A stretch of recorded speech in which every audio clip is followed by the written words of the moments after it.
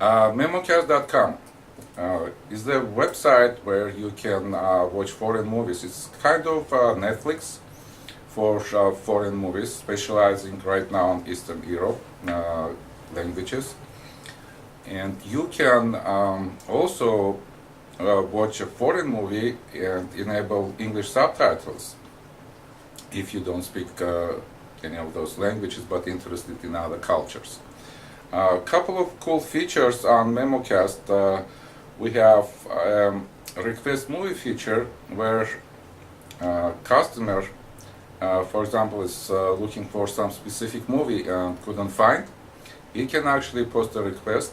We have a wall, where we can request a movie, and we have a specific special team dedicated to the requested movies.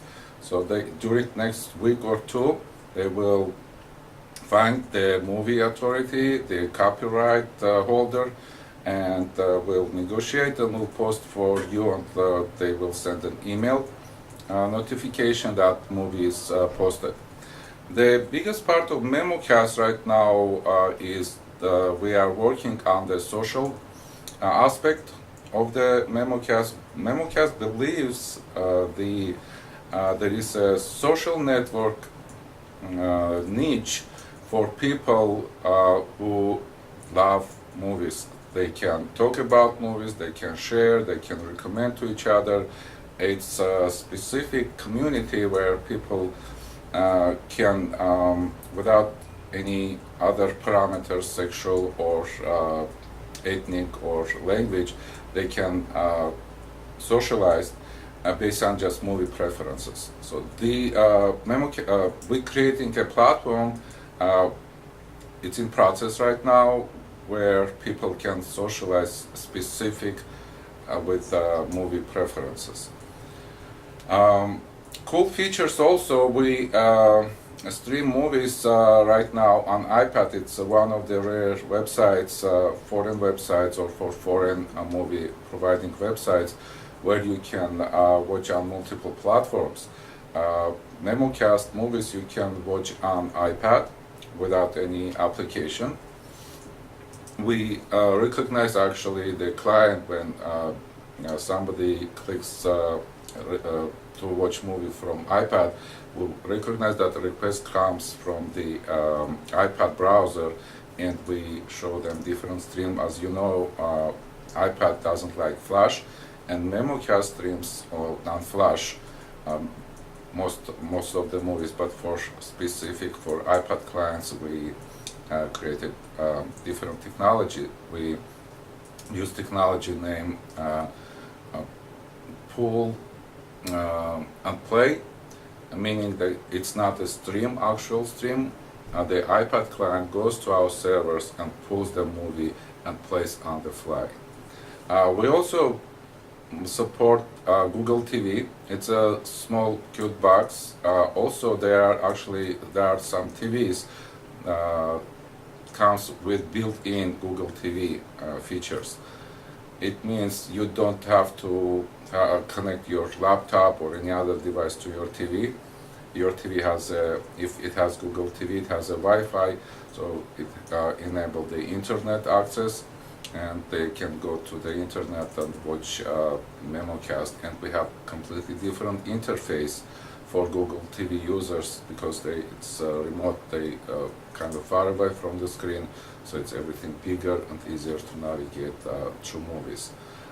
We don't have the social network part enabled for Google TV users, just for computer users. A couple of another interesting features we have on Memocast, how we attract customers. We have about 2,000 new titles are coming every month. Every month we have updated 2,000, and we also have a lot of interesting features helping people to navigate through thousands of movies and library based on comments, based on category, based on recommendations. We are helping people to make a choice and watch the movie and spend 2 hours in front of TV. Memocast technology on the back end are completely based on Microsoft products. The web server is IaaS. We have our database also. It's SQL. It's a Microsoft product. The only third product we are using, it's a Flash servers from Adobe to stream movies to computer devices in Google TV. For iPad clients, there is no streaming any technology. Just we have to provide direct link to the source, to the video file, and the quick time player on iPad will pull and play for you on the fly. That's Apple technology we are using. All movies are compressed to MP4 format, and we are using H.264, most popular video codec these days. Our backend container contains about 20 computers, and we have about 40 terabyte space for our movies. The interesting statistic that space that type, that size, about 10 years ago, 2000, I was working for Apple. Companies were spending per terabyte about $15,000. So 40 terabytes, it will cost them over about about $500,000. These days, the cost goes, you can buy a hard drive with 3 terabyte in price for about $150, $200 right now to these days. So dramatical drop the price wise for the storage. And very popular these days to store big files, big formats. It's a cloud, it's safe and cheaper. Memocast is not utilizing yet. We have in project to utilize the cloud technology. These days, very popular. Our updates on Memocast usually goes with the 3-month cycle. Every 3 months we have a idea, we brainstorm the idea, we work with designers. They put together a mock-up, a design that we'd like to see for next feature. After that, engineers are cutting that design and they put functions on each picture, and we give for test that product for probably a week, about 10 days. So QA will work really hard to release the product, fixing bugs and usability, polishing usability, and it goes to the staging, meaning we have a complete copycat hardware-wise, software-wise, as a main production web servers, but in the smaller sizes. And our QA, they do final testing on our staging in our staging environment, and they sign off the product. Product goes to public, and people can enjoy new features. So it's about every 3 months we have serious updates. Right now we are working on the polishing social platform. What we're trying to do is that people, if you are watching a movie, we are creating a kind of virtual movie theater, so you can see that the same movie has been watched, or some people are watching this time. So actually you can talk to them, you can exchange, if you want to exchange some information, some opinions, some comments, ask them questions, and eventually meet them up via messaging. And the interesting thing, what we are working, you can evaluate comments on Memocast, and if you like somebody's comments, you can be a follower, like on Twitter. So if that person will make a comment next time to the movie, you will get a notification, and because you value that person, you will spend time, and that will be enough for you to spend 2-3 hours and watch the movie. That's the social part right now we are working to polish. Drawbacks, where we are still, what problems we couldn't solve yet. The stream is working on iPads only. The technology that we are using, unfortunately, doesn't apply to iPhones. That's the interesting part, that it's completely different operating systems, and the requirement is completely different from Apple. So we are not able yet to stream to iPhones, but we okay with iPads. In our plan is next, probably the beginning of next year, we planning to enable product for Android users. Modify Memocast is working, but it been watched by as a website, nothing specific. So it's a little bit hard to navigate through the website on Android. So we are changing interface for our Android users. Again, the Android user will come to web server, we will recognize him, and we will show him different website.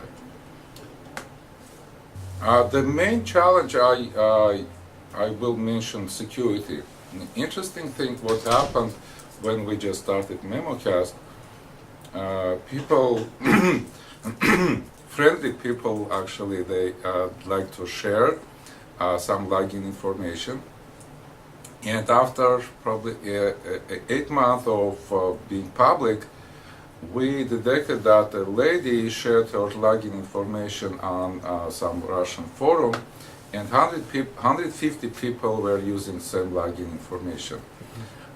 In the beginning, we were kind of okay, because we are considering that as a kind of promotional marketing tool, because people, if you know, used to in Los Angeles, I remember everybody knows that the payphone around that corner is free. So word of mouth are working really fast, and so if there is a website free, or there are some login information you can use, so for free, it actually by word of mouth goes really fast. It's kind of marketing tool. So we were okay, but you have to protect your actually investment, and it's a subscription base. So we have to protect that, and we decided to stop that sharing, and we use technology where we can detect that same login being used from different computers. There are two ways you can do that. You can detect based on IP address or based on cookie. Problem with cookie means if somebody paid for Memocast and watching from a laptop from his house, and his wife from the same house, they won't see she won't see another movie, we will block them. So it wasn't acceptable, and we dropped the idea to block duplicate usage based on cookie technology. So we use IP technology. It means if from two different IPs, same time, under the same login are coming to request to watch movie, we will block one of them. And there was a big challenge for QA, that who should be blocked, the first or the second one. And our QA engineers did a really good job to figure out that we should block the second one. We should block first one, so who first comes login, and we're going to block him. And even he's let's say owner of the account, he paid for, and somebody hacked his password and login, so he will be blocked. So he will know that he needs to change password or something, and he can do that because he can click on forgot password and email will come to him. So based on our QA really good job, we figure out the model actually for security, and these days we are using, so people, if there is duplicate usage, they can watch 2 minutes. In 2 minutes the stream will be blocked. So it was a big achievement from our QA department. No browser compatibility issues? Because it's a Flash, we're using standard. The compatibility, we knew there will be a problem only with iPad and iPhone for a stream. The design-wise, if I recall, we have little bit design problems. What happened? Different browsers, they somehow cut the space where we use space we are using for the stream, for the player, and cut enough that there is no full screen button. So that was also a challenge to find out why some browsers are really squeezing space for the player. What are the typical complaints from the users? Typical complaints are, especially for Memocast, actually will be a quality of stream or freezing. So movies freezing really often, and sometimes we can detect they have really good connection. Let's say it's a 5 megabit per second, and our movie is just 500 or 0.5 megabit per second. So 10 times our movie is slower than they have connection. It means they are something else, and our backend servers, they not overloaded at that time. So we detected that the problem actually with the users was really bad video cards. What happened with Flash? Flash technology uses a lot of video card resources to uncompress movie on the fly and show you. So if the video card, the user's video card is really has limited resources, movie starts freezing.